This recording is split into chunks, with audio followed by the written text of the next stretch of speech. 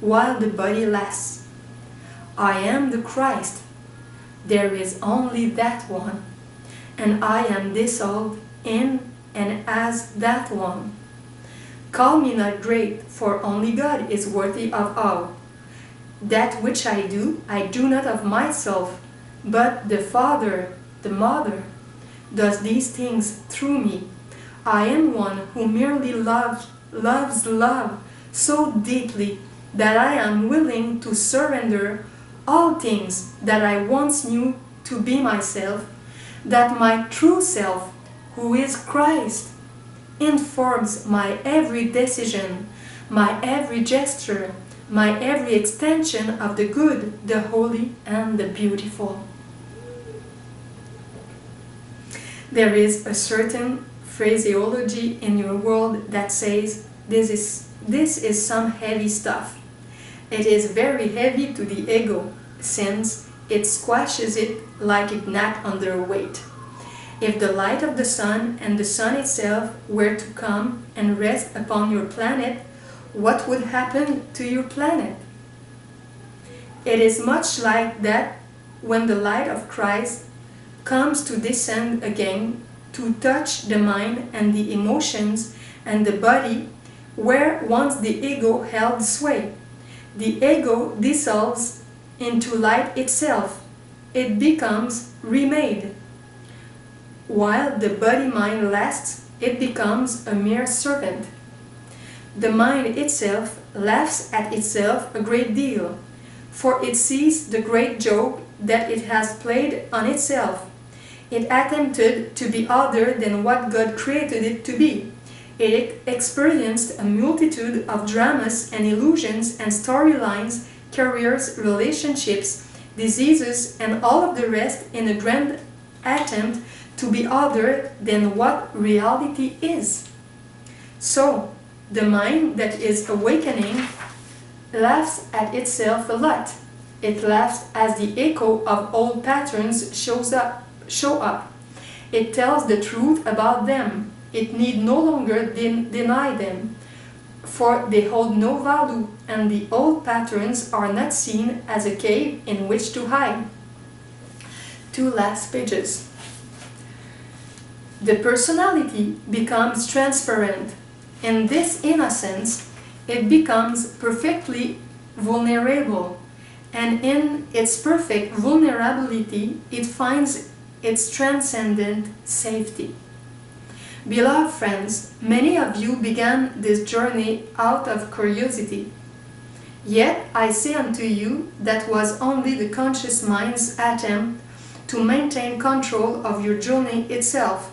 No one comes to this pathway who has not made the decision from the depth of the soul. I am tired of suffering. I am tired of aloneness. I desire to dissolve into Christ's mind and to discover the truth of who I am. Everyone reading these words has made that decision.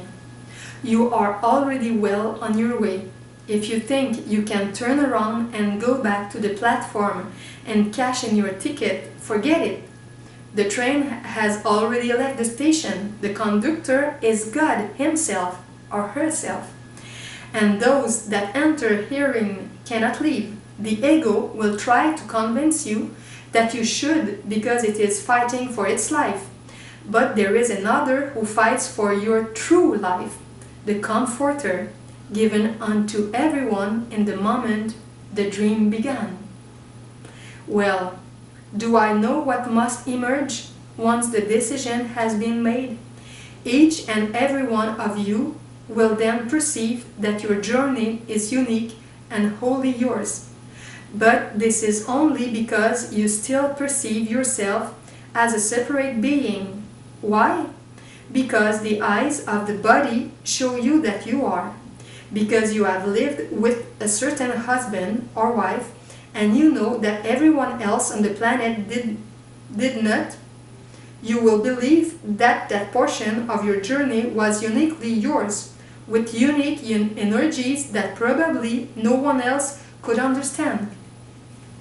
Yet, that was only the matrix or the form which was expressing a content of energy. That content of energy, whether it be fear, jealousy, anger, or whatever it is known by everyone. This is what we mean when we say there are no private thoughts, no private experiences. The body, of course, has its unique experience. Only one body can be in a point of space at any given time. If you are making love in the middle of the night and you look around, you would swear nobody else is present. Rest assured, you live in glass houses. All things are perfectly visible to the entirety of creation, to beings of other dimensions. It is the energies that you are experiencing that everyone knows. The trick of healing and awakening is to come to see the neutrality of all energy so that you can choose to inform it with the value that the Holy Spirit would give it. Then time becomes sacred. It becomes eternal. It becomes a tool for love. Even the body becomes a tool that love uses to bring about healing. What other purpose could a body hope to have? So indeed, please do the exercise of making sure that there has not been a lesson that you have read with half a mind. Go back, if you wish. Practice your 5 minutes as Christ. I have recorded that in French, in a video in French. And then begin the review of the lesson that your soul might absorb it. And when there are exercises to do, do them, even if it just takes a minute. You cannot begin to see how the pebble dropped into the pond can have such vast and deep effects. If you would still choose to look upon me as one who did great things, rest assured, the effect that you came to know about because certain stories were told about me and then finally written down, and some of those are a bit outlandish, those things came about because I too had teachers that showed me how to drop new pebbles in the pond of my mind. Their commitment and intent was the same as ours, which is to guide you into the fullness of your discipleship until the transformation has been thoroughly completed on earth, that is, in the body-mind, as it already is in heaven.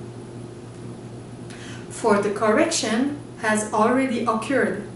It happened the moment you had the thought of separation, long before space and time were birthed. But you discover that the correction has indeed been fulfilled as you allow your creation in time, the body-mind, to be transformed, so that the conscious mind becomes perfectly aligned with what the depth of the self already knows. And then, and only then, can the mind truly release the illusion of the third dimensional plane, the physical dimension, for it is simply seen as a useless limitation. So then, do this one thing.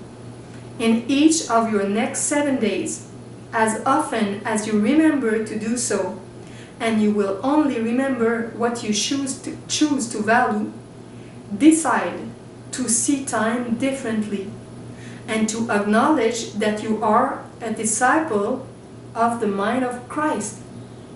Decide that nothing matters to you other than the simplicity of allowing the dissolution of illusions, so that Christ can come and live where once the ego dwelt in authority. A simple exercise, and if a day goes by in which you forget, it can only be because in that day you have valued something else. Okay. Thank you very much to have watched this video about the way of mastery. I hope you receive some new things inside of you that will be helpful. This afternoon I have my walk in the park, the Love in Action walk, walking alone or in duo if we're two, or in a little group. I don't know who will be there, and we will contemplate the beautiful green trees, the little lake, the birds, many peoples, because it's a beautiful weather as from the summer again, and we will talk together of spiritual things, of loving things, how we can put more love in our life. It's what I call the Love in Action walk in the park every Sunday. So if you are in Montreal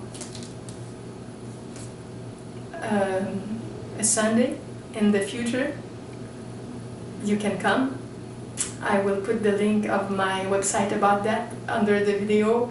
It's Love in Action live, wix, com, and you have the section, the subsection, the walk. And I will be glad to meet you, to talk with you, to laugh with you, to contemplate the beauty of nature with you, and to help you to become a teacher also in spirituality, if your heart wants that. I love you universally, and I wish you a very, very good day today. Bye-bye.